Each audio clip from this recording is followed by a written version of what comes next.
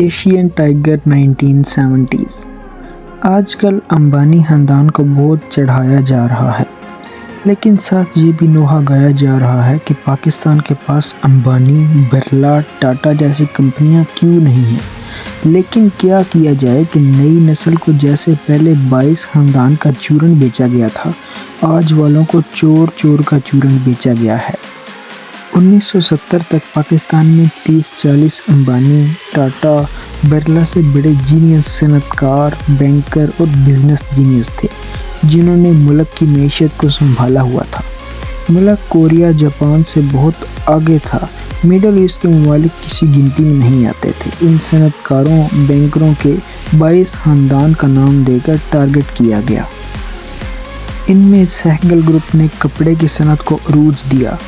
داؤد group heavy vehicle اور زرعی machinery کے بادشاہ تھے۔ داؤد ہرکولس کے پاس ٹریکٹر کے پروڈکٹ تھی۔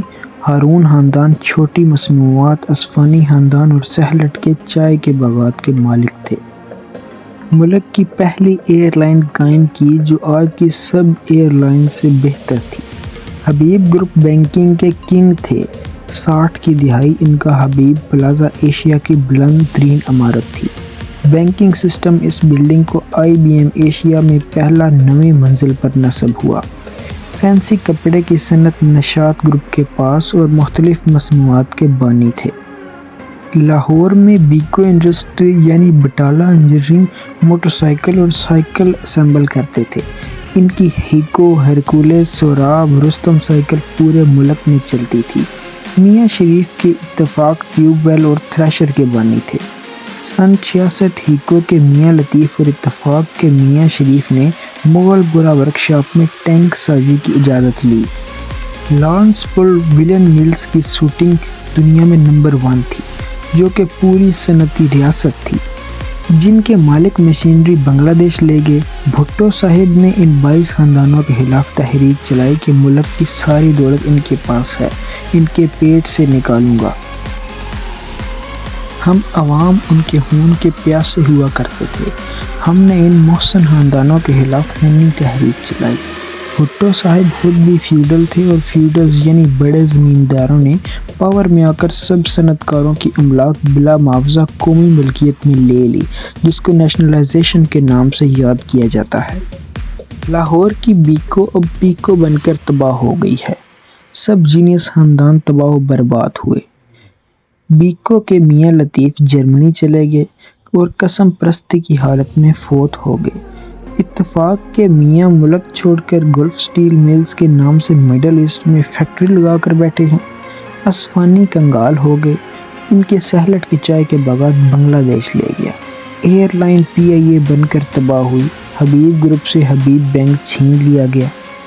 سہگل گروپ نے کوہ نور جیسی بزنس امپائرز پلاٹ بنا کر نیلام کر دی۔ کوہ نور پوٹوہار کی ماں کہلاتی تھی، تباہ ہوئی۔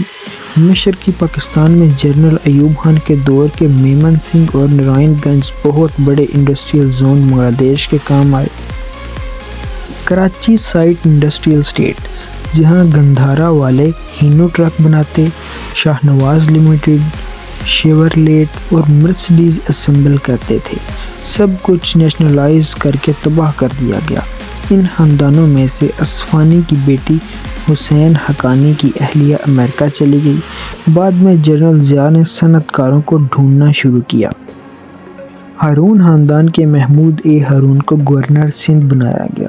عوام کو بے روزگار کیا گیا۔